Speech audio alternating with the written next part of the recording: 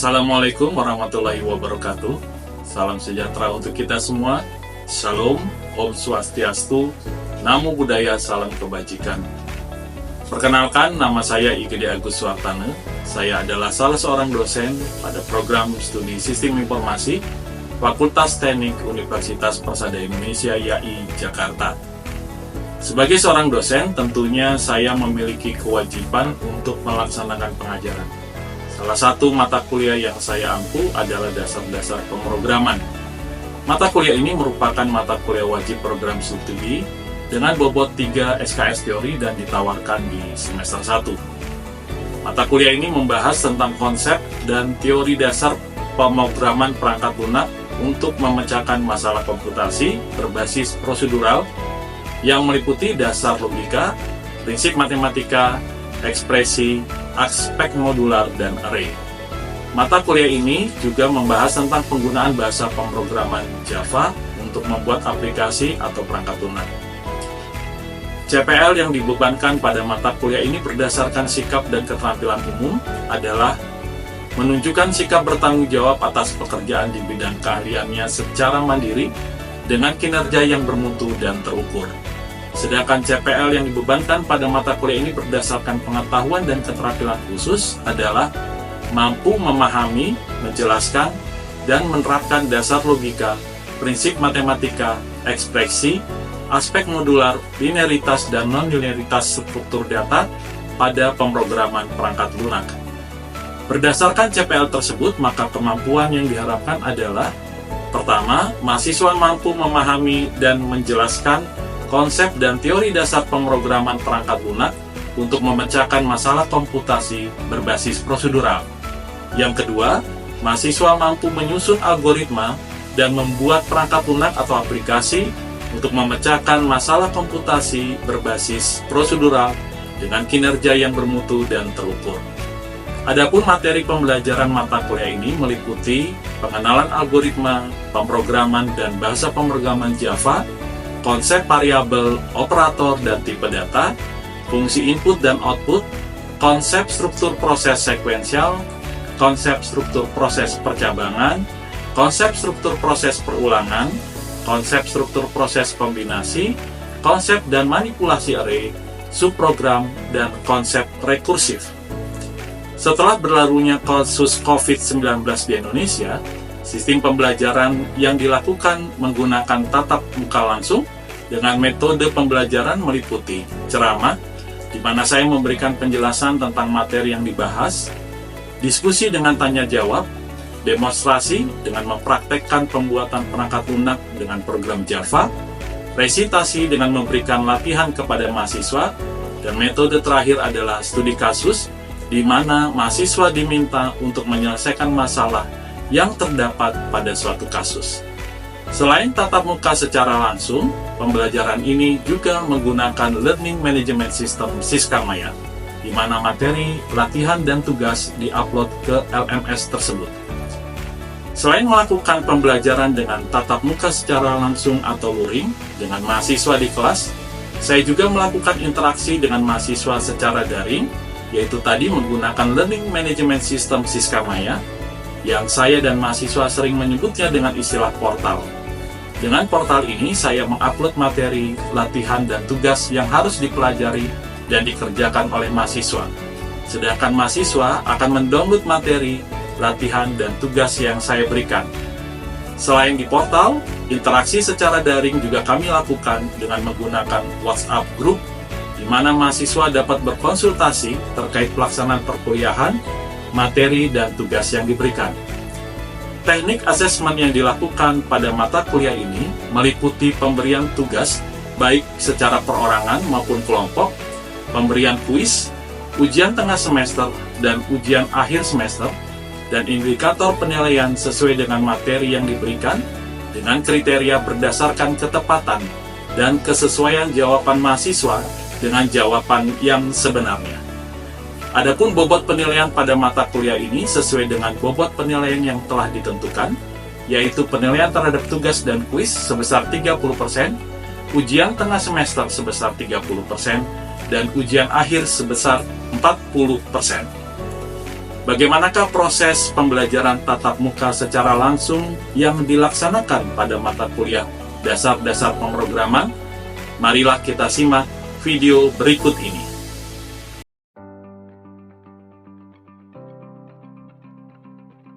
Assalamualaikum warahmatullahi wabarakatuh. Waalaikumsalam warahmatullahi wabarakatuh.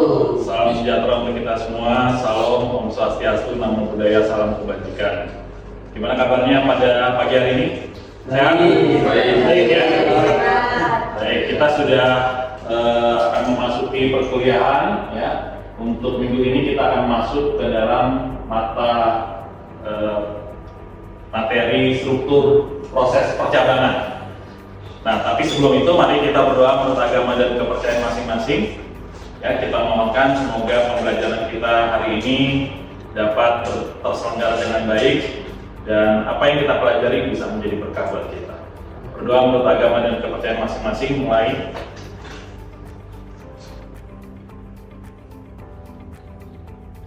Selesai.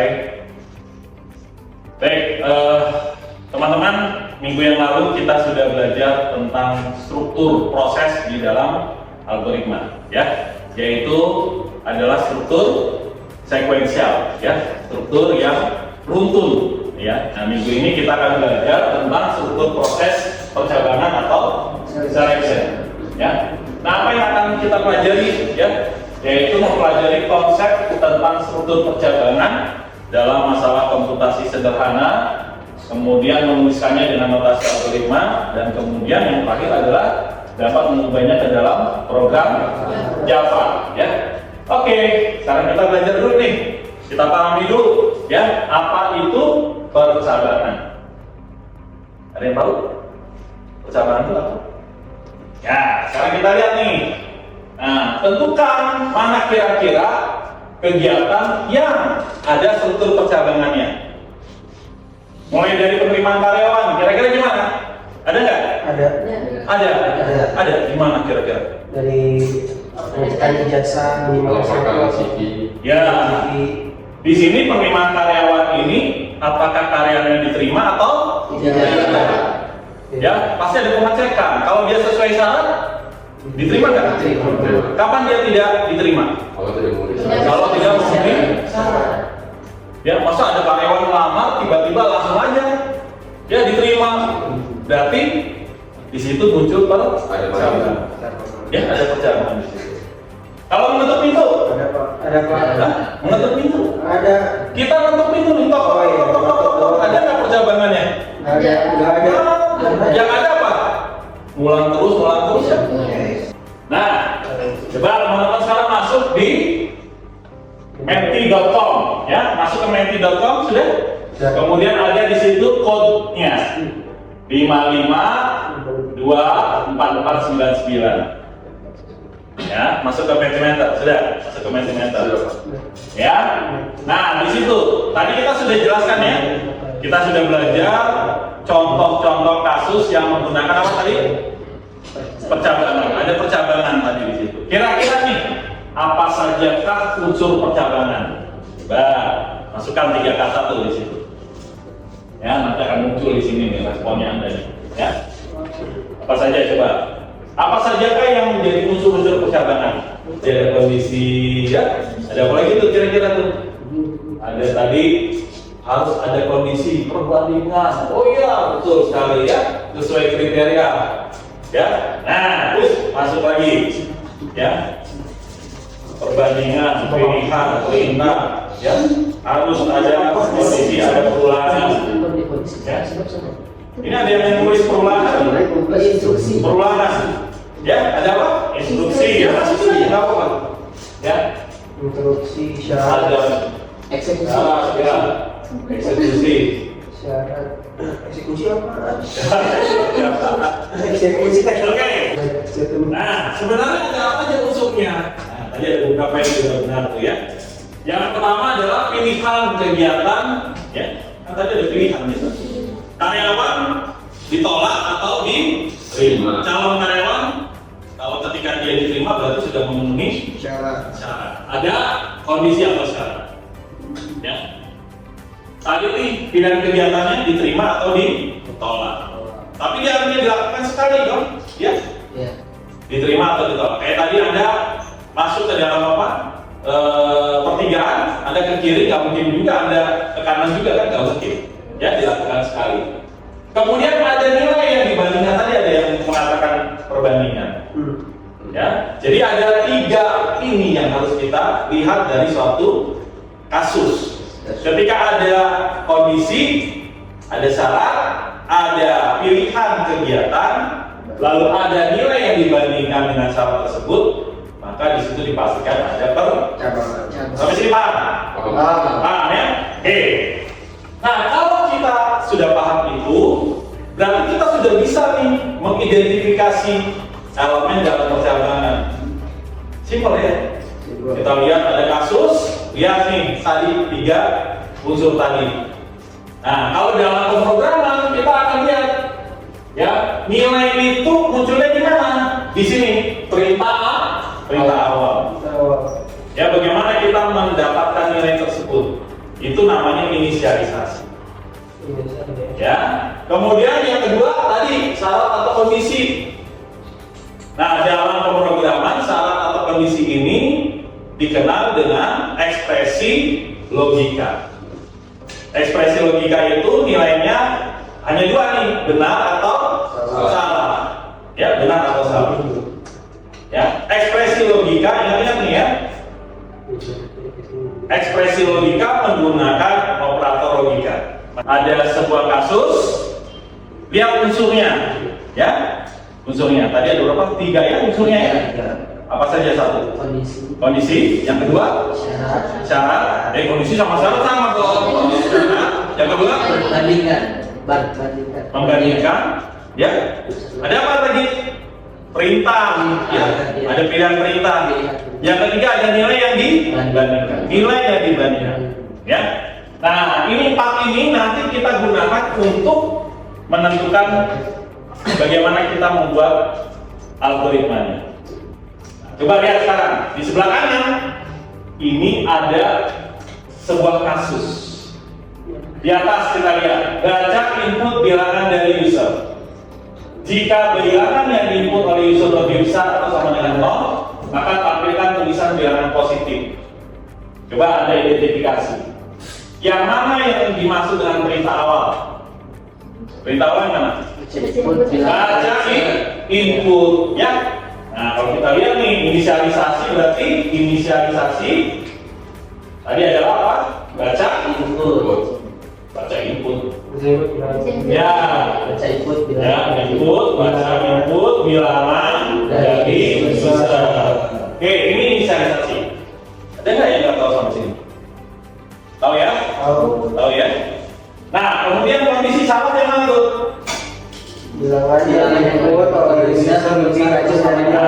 Dia menggunakan operator relasional kan? Ya, kondisinya nih ya, kondisinya. Oke, adalah bilangan tersebut lebih besar atau sama dengan 0. Nah, perintah yang akan dilakukan kalau kondisi terpenuhi. Tampilkan tulisan kondisi itu apa? Bilangan baik ya, tuliskan bilangan positif. Bilangan positif. Nah, kemudian ada nggak perintah yang akan dilakukan jika kondisinya tidak terpenuhi? Ada. Ini yang di atas ini. Oh ya, sudah ada. Ada nggak? Ada ya. Kalau yang di bawah? Ada. Ada. Lihat aja nih. Berarti kan perintah tersebut ada 2. Ada perintah yang dilakukan kalau kondisinya terpenuhi dan ada perintah yang dilakukan jika kondisinya tidak terpenuhi. Kalian paham? Oke. Nah, sekarang kita lanjutkan lagi nih. Ya. Nah, di dalam pemrograman ada 4 struktur. Ya, ada 4 struktur. Pertama if else bersyarat atau nested if. Jadi di dalam if else itu ada if else lagi. Dan yang terakhir adalah switch case. Ingat nih, ada 4 struktur. Ya, di dalam percabangan. Oke. Nah, sekarang kita lihat bagaimana Pak caranya saya menentukan strukturnya. Ya, saya mau pakai struktur yang mana nih Pak? Gitu ya. Tadi saya sudah apa tadi? Mengetahui unsur-unsurnya. Sekarang bagaimana saya menentukan? Lihat di kondisinya. Berapa jumlah kondisinya? Ya, kalau Anda dapat kasus, lihat berapa jumlah kondisinya. Kalau kondisi yang dicek cuma satu, ya hanya satu, maka kemungkinannya if atau if else. Ya, simple. Jadi jangan dibuat rumit, ya. Begitu sudah diidentifikasikan, lihat kondisinya. Ada berapa kondisinya? Satu, Pak.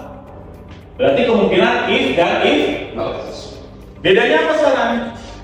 Kalau Anda pakai if, ketika tidak ada perintah yang dilakukan jika kondisinya tidak terpenuhi.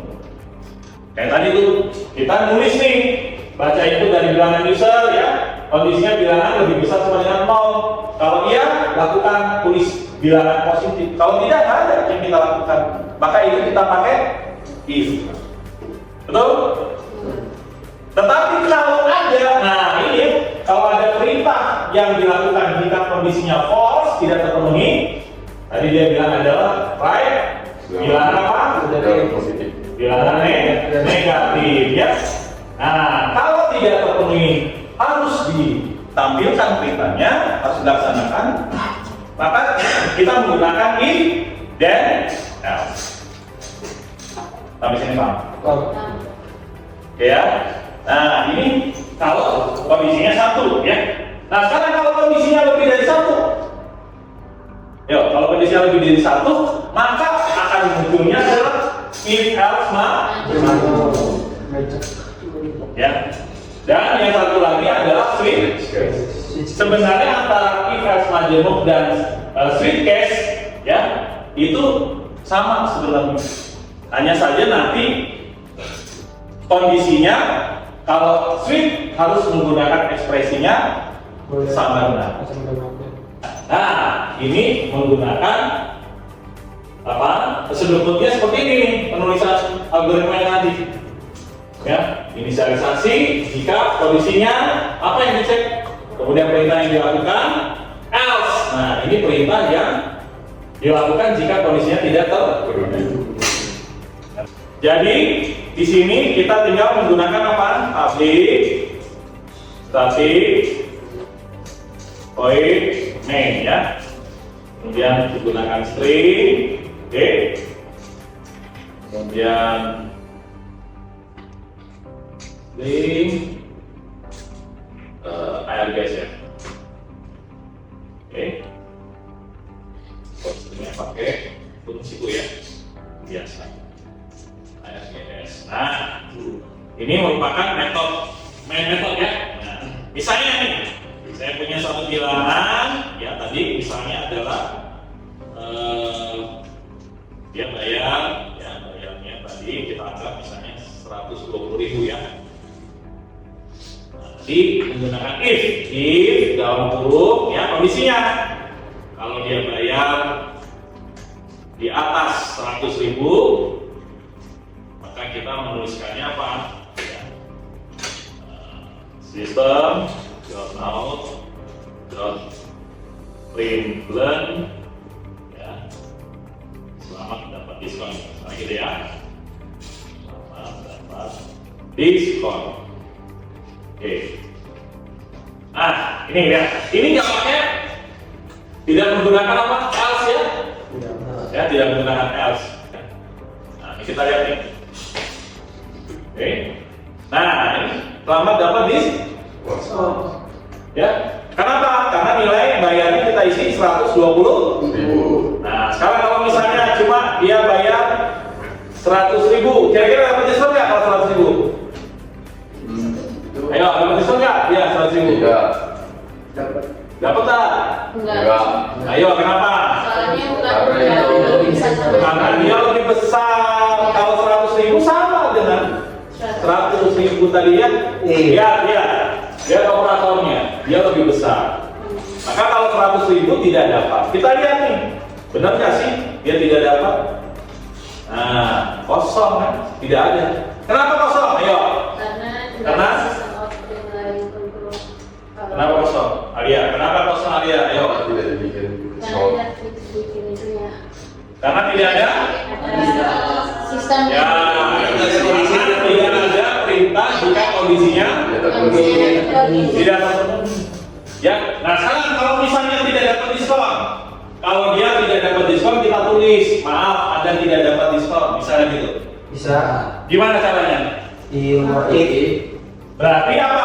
Ada perintah yang dilakukan jika kondisinya tidak terpenuhi. Maka kita pakai apa strukturnya?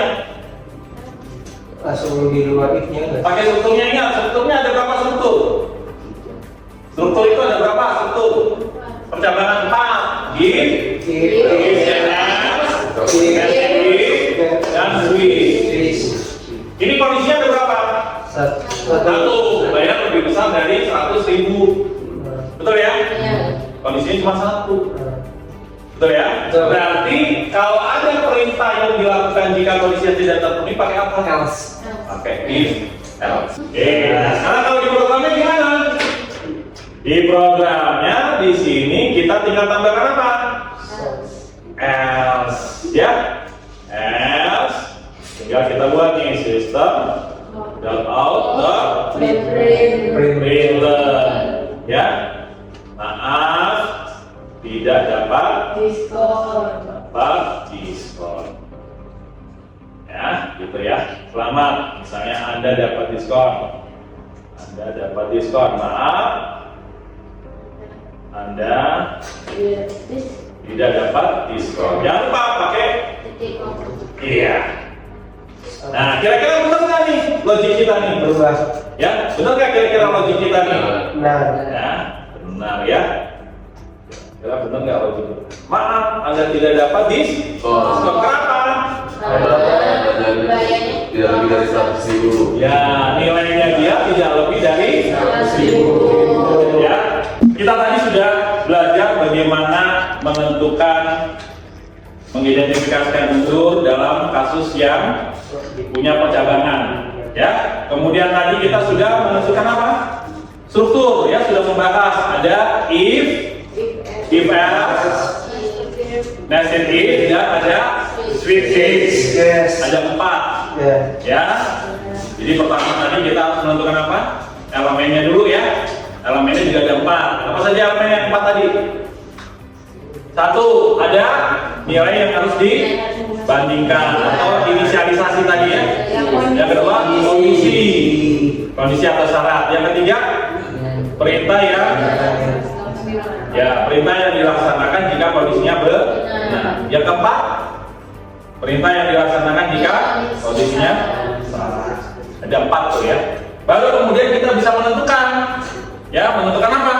Menentukan strukturnya. Ada berapa struktur? Ada 4, betul. 1. If, Lesson if, switch case. bagaimana cara menentukannya? Dilihat dari mana? Dari Kondisi. Adanya kondisi. Kalau kondisinya 1, strukturnya apa aja kemungkinannya? If else. If dan if. Ya, kalau kondisinya lebih dari 1, Lesson if dan switch case. dan switch case. Apa bedanya if dengan if else? Tunjukkan sampai baru. Apa bedanya? Ya. Kalau misalnya if itu kondisinya cuma satu dan tidak ada kondisi selanjutnya. Kalau if else itu ada kondisi yang terpenuhi sama ada kondisi yang tidak terpenuhinya outputnya. Oke. Ada yang lain? Yang lain? Ayo. Ayo, yang lain. Ayo, yang lain ada? Tadi kondisi nih, ya. Ada kondisi yang tidak terpenuhi, ya. Ada kondisi yang tidak terpenuhi. Kira-kira kondisi atau perintah? Ayo.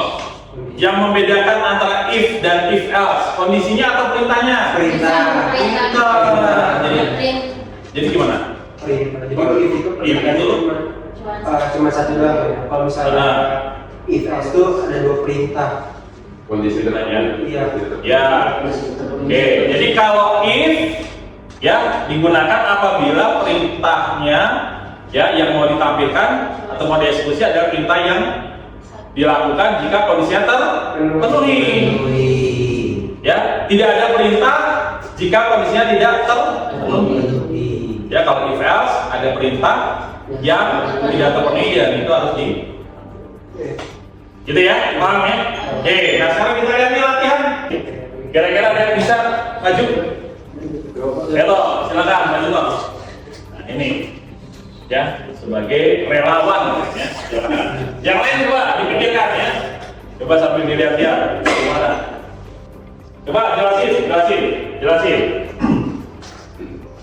Coba, Tok, jelasin dulu. Gimana algoritmamu? Coba jelasin. Jadi algoritma yang seperti ini, saya memiliki perintah yang memenuhi kondisi username sama aplikasi. Kita bisa lanjut ke cek ke password ke sini. Tapi kalau di sini masih belum terpenuhi perintahnya, kondisinya, kita bakal masuk ke sini. Username Anda tidak terdaftar dan kita bakal ngisi ulang ke sini. Nah, kalau ini udah keisi tadi, udah bisa berhasil, kita langsung ke sini. Selama di passwordnya ini bukan 1245, dia bakal ngeluarin output password Anda salah. Dan jika kita sudah bisa memasukkannya sesuai dengan kondisinya, kita akan mengeluarkan output selamat datang. Gitu. Oke, ya. Terima kasih Pak, terima kasih, silakan ya. Nah, ini alurnya sudah kita kasih plus dulu ya. Kita kasih plus. Nah, ini nanti ada tugas. Oh ini nanti ada tugas ya. Bekal untuk di rumah ya, latihan di rumah. Ya, di rumah. Nanti tolong buatkan algoritmanya. Lalu nanti coba-coba dibuat ke Java-nya. Kan tadi kita udah belajar Java-nya ya. Sudah kita demonstrasikan segala macam, betul ya? Nah, ada 3 nih. Ini tugas perorangan mandiri ya, latihan mandiri. Ya, dicoba nanti di rumah. Oke, ini tugasnya sudah ada juga di portal ya, portal siskamanya ya. Nah, ini juga nanti tugas kelompok. Coba Anda diskusikan dengan kelompok Anda nanti ya, ya teman-teman ya. Diskusikan. Sudah ada kan kelompoknya kan? Sudah kan? Sudah kan? Sudah dibagi kan? Sudah. Nanti coba didiskusikan, lihat YouTube-nya. Amati bagaimana pembuatan kopi dengan French press ya. Nanti lihat mana kira-kira percabangannya, identifikasikan. Ya, dicatat, identifikasikan. Baik, saya rasa untuk hari ini, pertemuan hari ini saya rasa cukup. Terima kasih atas perhatian teman-teman semua. Sehat selalu ya. Minggu depan kita akan ketemu lagi satu hari ini. Hati-hati nanti kalau pulang ya. Mudah-mudahan selamat sampai di rumah. Saya Iri, wabillahi taufiq wal hidayah. Wassalamualaikum warahmatullahi wabarakatuh. Salam sejahtera bagi kita semua. Terima kasih. Demikianlah deskripsi tentang mata kuliah dasar-dasar pemrograman dan proses pembelajaran tatap muka secara langsungnya yang dilakukan pada program studi Sistem Informasi Fakultas Teknik Universitas Persada Indonesia YAI Jakarta. Semoga video ini dapat bermanfaat. Wassalamualaikum warahmatullahi wabarakatuh.